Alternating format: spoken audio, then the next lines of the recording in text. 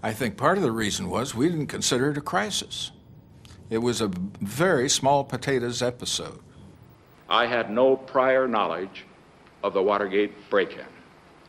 I neither took part in nor knew about any of the subsequent cover-up activities. I neither authorized nor encouraged subordinates to engage in illegal or improper campaign tactics. That was, and that is, the simple truth. Regardless of Watergate, the process of détente continued. Brezhnev came to America for a second summit with Nixon. In California, the Soviet leader partied with Hollywood film stars.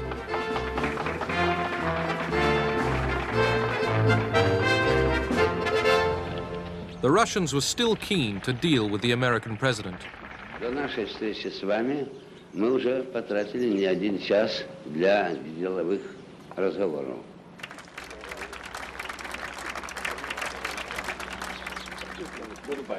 Goodbye.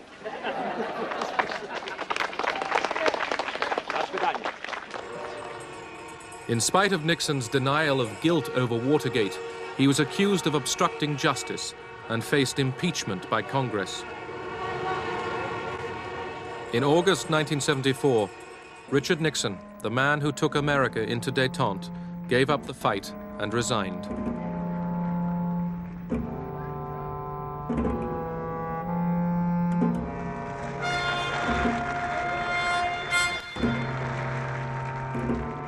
His successor was Gerald Ford.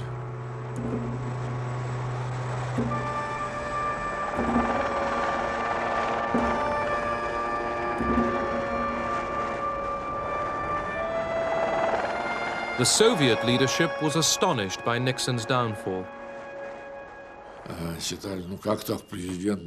They thought, how could the most powerful person in the United States, the most important person in the world, be legally forced to step down for stealing some silly documents? It was so contrary to the mentality of the Soviet leaders that a person in such a senior position could be removed by legal means. They simply couldn't understand it.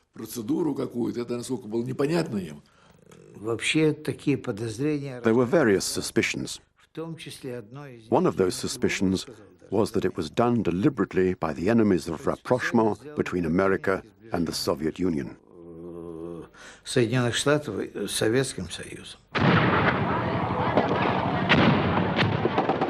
In Vietnam, the 1973 peace accords had not stopped the fighting. By April 1975, South Vietnamese troops were struggling to defend Saigon against Hanoi's final offensive. They could expect little help from the Americans. The Congress of the United States refused to supply the kind of military assistance that was necessary to keep the South Vietnamese military forces strong. South Vietnamese who had fought and worked alongside the Americans against the communists besieged the U.S. Embassy.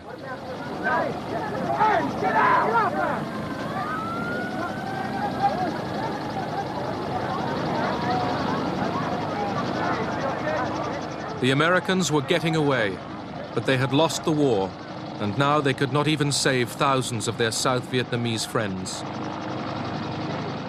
The American experience in Vietnam, and particularly my own, had been like a B-52 strike from 60,000 feet up. Oh, we'd done a lot of damage. But very seldom did you have to gaze upon the consequences of that damage. That last day was like being in a B-52 strike right on the deck. You saw what our actions had wrought, and the horror and the shame was almost more than you could bear.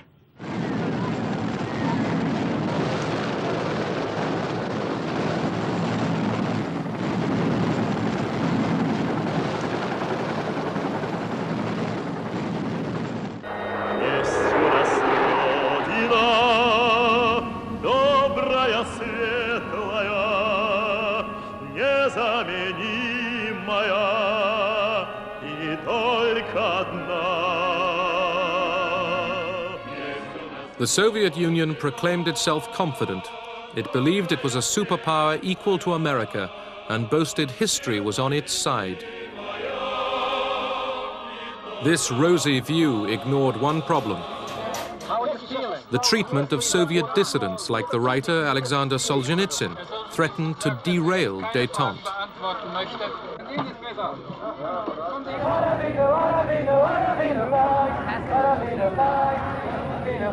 Mr. Kendall?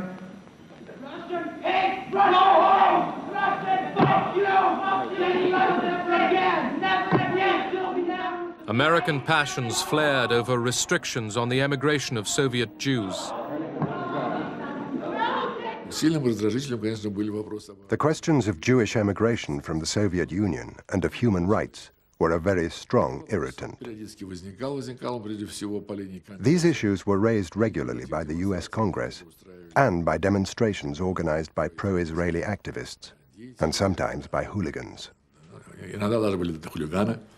There was at the outset, of course, a genuine backlash in the Congress of the United States against the policy of détente, not in the first instance from where one might expect it, from the right-wing pews of the Republican Party. It came instead from the traditionally right-wing Democrats, the hard-line, sort of Cold Warrior Democrats like Scoop Jackson. When we have something we feel strongly about, and in this case it is civil liberties and freedom and what this nation was founded upon, that we should do something to implement international law, and it is international law now, the right to leave a country freely and return freely, that we should put that issue of principle on the table knowing that the Russians are not going to agree to it. The debate about détente took a very curious form, because some liberals seem to take the view that maybe tension wasn't all that bad. And they suddenly developed theories of the need to intervene in human rights procedures that we never heard before, and that were strenuously rejected before. In the Soviet Union, where memorials kept alive the remembrance of a terrible war, détente had few enemies.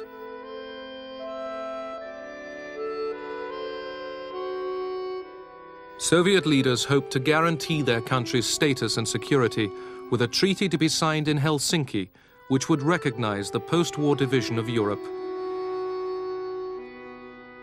But this treaty had a stumbling block: human rights. The members of the Politburo read the full text. They had no objections when they read the first and second articles. When they got to the third, humanitarian article, their hair stood on end. Suslov said it was a complete betrayal of communist ideology. Gromyko then came up with the following argument. The main thing about the Helsinki Treaty is the recognition of the borders. That's what we shed our blood for in the Great Patriotic War.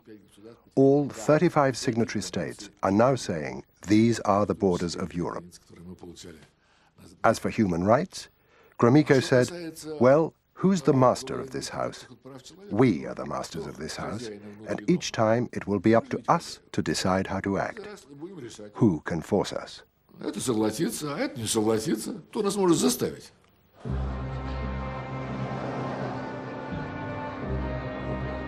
After overcoming the doubts of his colleagues, Brezhnev arrived in Helsinki, keen to cut a figure among leaders from East and West.